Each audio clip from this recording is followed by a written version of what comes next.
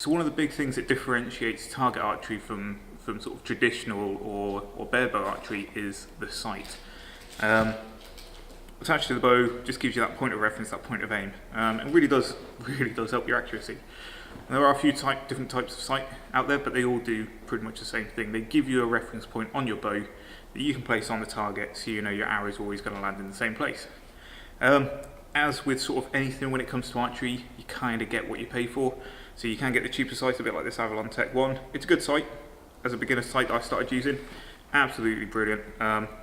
Does get a bit rattly sometimes, does get a bit sort of tricky to adjust sometimes, but it certainly does the job. You can go for the more expensive ones, things like the Shibuya that I've got here that I'm now shooting.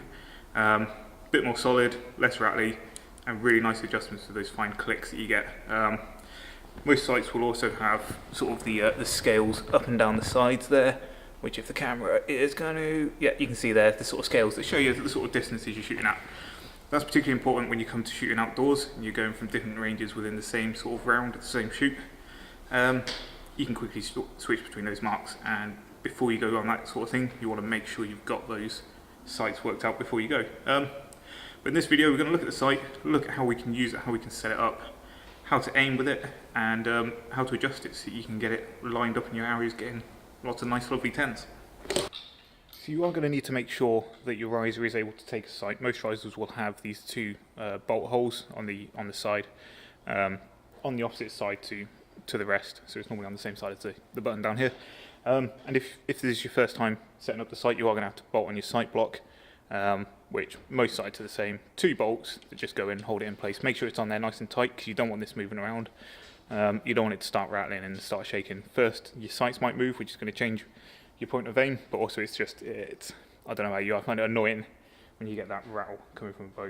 But with most sights, all you need to do, loosen off this bolt here, slide it into where you want it, and tighten it back down.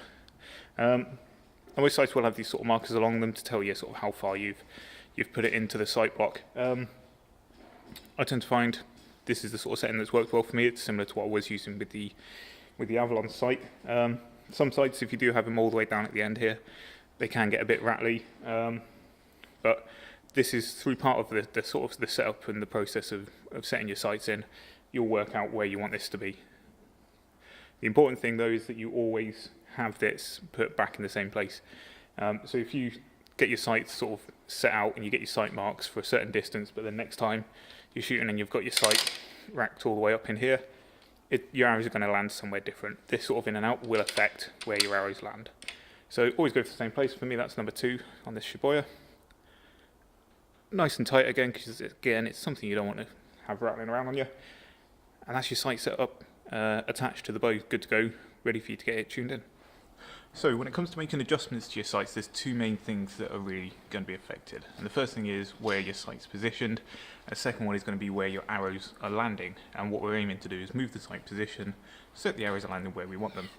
So there's 2 main parts that are going to be involved. The first one is the arrows. I'm going to be using this one just to sort of indicate where the arrows might be landing, sort of up or down, left or right. And of course your sight, which I'm just hand holding here, and just going to hold it in there. And what we're going to do is adjust these and sort of move them around. So for the first sort of example, if you find your arrows are sort of landing away over here to the left anywhere, what we're going to do with our sight, so if you've been aiming at the center at the gold and your arrows are landing over here, we're going to follow those arrows. So you always chase the arrows. So we're just going to move the sight over to the left, because what will then happen is if you then bring your sight back to the gold, you're moving your whole bow over to the right, and that's going to bring your arrows back onto where you want them to be. Similarly, if your arrows are landing over to the right whilst you've been aiming at the gold, we're just going to adjust the sight to bring it over to the right, because then when we bring the sight back to the gold, it's going to go right where we want them. Same thing is exactly the same for the ups. So if your arrows are landing too high, we're just going to adjust the sight upwards. If the arrows are landing too low, we're just going to adjust the sight down, because that's going to bring the whole bow back up. So by moving that sight pin down, we move the whole bow upwards. So when it comes to your sights, most sights have the same sort of 2 adjustments, that is left and right and up and down. You'll find most sights will have sort of these dials on top and on the side. They allow you to sort of change the sort of left and right position there, and the up and down position. Those give you really small increments in how far you're moving it. Most sites will also have some sort of quick release, like the Shpoy's got this button here that just lets you make larger movements. So if you're moving sort of from indoors to outdoors, you can nice and quickly just move your sight block down. As well as that, with left to right on the Shpoy, we've got the bolt here at the front, which allows you to screw this thread. I can't do it at the moment because I've got the fibre optic on. It's going to get all twisted up, but it's the same as with this this Avalon sight. Undoing those bolts just allow you to sort of make those quick adjustments by moving that in and out to get your left-right adjustments. And it's these adjustments that we're going to move in order to get our arrows landing where we're aiming. So a good little tip when you're first setting up your sight, if it's your first time sort of putting the sight on, if you want to know where sort of left and right to have it as a starting position, you want to go for having your sight sitting just above the tip of the arrow, and that's going to give you that good sort of starting base. So if you've got your bow sort of lined up as though you're doing your centre shot with the string down the centre, have that sight sitting above the tip, and that's going to put you in roughly the right area. As for the up and down, that's a bit more tricky. It's going to depend on sort of the poundage you pull in and a few other factors, the distance you're at. Best thing you can do if you're indoors at sort of 18 metres, just get a friend to look at you and make sure you're not sort of shooting straight up at the sky or down at the ground. As long as you're level, it should get you on the boss, and that will give you your starting point to make those adjustments from. So if you have done a beginner's course, one of the things they probably would have gone through with you is how to shoot with a sight. The important thing is getting that sight picture correct. And there's two ways that people generally do this. This is the sort of image you're looking to see. You can either put the string up against the riser, or you can, what I tend to do is have the string in the centre of the bow, so it's lined up with the centre of my long rod there. The important thing is making sure this sight picture is the same every single time. What you also want to do is you want to make sure, as you can see now, you're focused on the target when you come to release the arrow. It's important that you're focused on the target. It is going to help your accuracy in how you're looking, as opposed to being focused on the pin, like you can see now. Something that takes a little getting used to, just being able to switch that focus back and forth, but with a bit of practice, it can be done. One other thing I'm going to do quickly before I put a couple of shots down is I'm just going to adjust my sight settings a little bit, so I can show you sort of how it's going to be when they're off and how you bring it back in. So you don't need to do this, but I've just put a fresh target face up because I'm hoping that as we move these arrows, as we adjust our sights, you'll be able to sort of see how they're sort of moving and slowly getting closer to the centre. So I'm going to go now, fire 3 arrows, and we'll see whereabouts they hit on this target.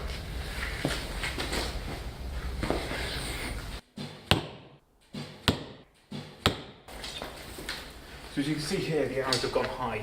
This means that my sight is a bit too low down on the actual bow itself. So I was aiming here, aiming right for the goal. This is where you always want to be aiming when you're using a sight, especially when you're trying to get your sort of sight markings lined up. So what this is because these arrows have gone high, we're going to move the sight up, because you always follow the arrows. So I'm going to go back to the bow, I'm going to move that sight block up a bit, shoot again, see if we can walk these down a little bit, get them a little bit closer to the goal where we want them.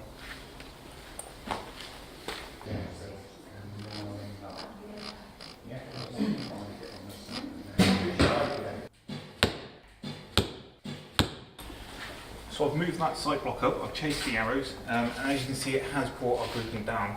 The grouping's also moved a little to the left. This is actually more where I expected it to be. I'm not sure why these were so central because I have put my sight off where it should be. But this is the bit we're looking at the moment with this up and down adjustment, and you can see it's worked. We've moved it down about half the way we need to go. We still need to get a bit lower, and even though I've moved my sights, I am still aiming for this gold here. So a bit more of an adjustment, see how close we can get.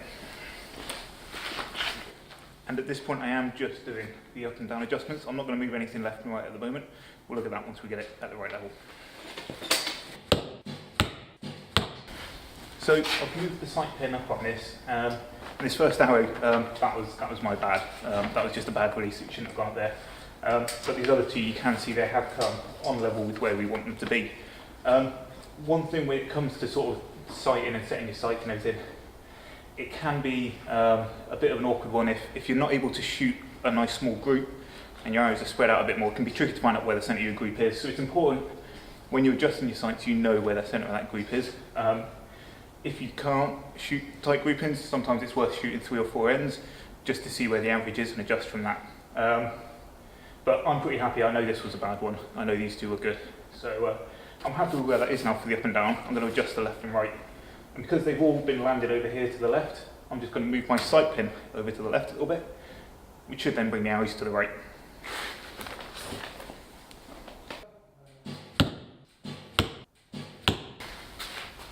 Okay, so again I've shot another 3 arrows, and you can see they have kind of moved a bit more further over to the right. Not a great grouping, and as I was saying before, if you're not getting these groupings, if you're not entirely certain where that adjustment's sort of gone, just shoot another group. Don't adjust your sights, just shoot another group, see where they land. And I'm going to do that here because it's not a great group, and we have actually got one in the sort of 10 ring, so I'm not too sure. I'm just going to shoot another group. I'm not going to adjust the sights, I'm going to see where this group lands instead.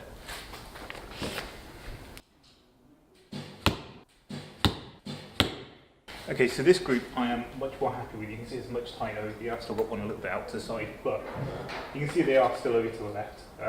And to be honest, they're still a little bit high compared to sort of the group we shot before. So, you know, as you shoot tighter groups, you're going to be able to make sort of smaller adjustments, more fine adjustments, and you're going to be able to sort of work the arrows right down to the centre where you want them. So, I'm probably going to move the sight up a little bit actually, just to try sort of correct this. And that small adjustment I made on the moving the sight over to the left obviously wasn't enough, so I'm just going to make a bigger adjustment, and we're going to start trying to get them in this goal, in this 10 ring, because that's where we really want our arrows to be.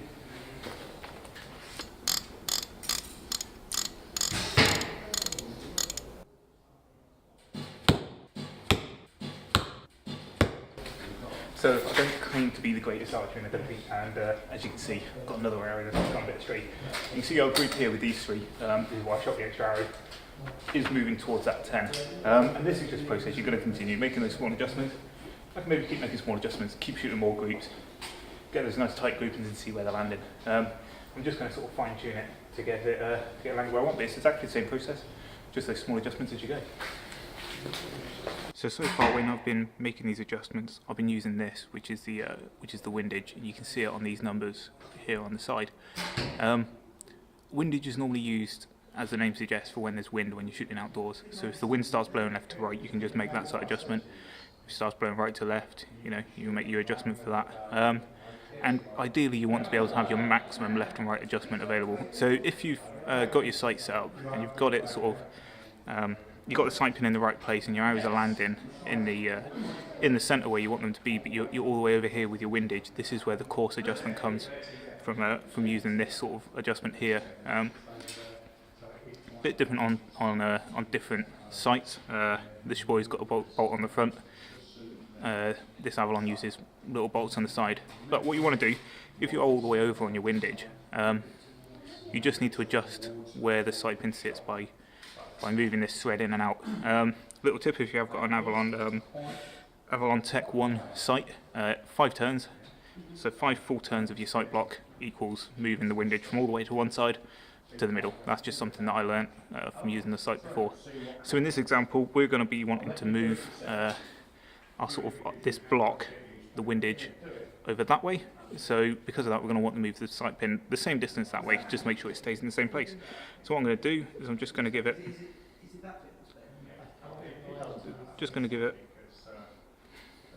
1, 2, 3, 4, 5. So that's 5 turns that I've just moved that out, and as you can see it's sitting a bit further that way. So what I can do now is I can adjust this windage using the dial on the side. It's a bit stiff on this sight. It's an old sight. It's had a bit of a hard life, but we can move that windage back to the centre, back to the 2.5 mark. And what that means now is if we are shooting outside and we get a strong wind blowing one way, we can adjust it as much as we can that way, and similarly the other way. And we shouldn't really need to adjust this once we've got it set.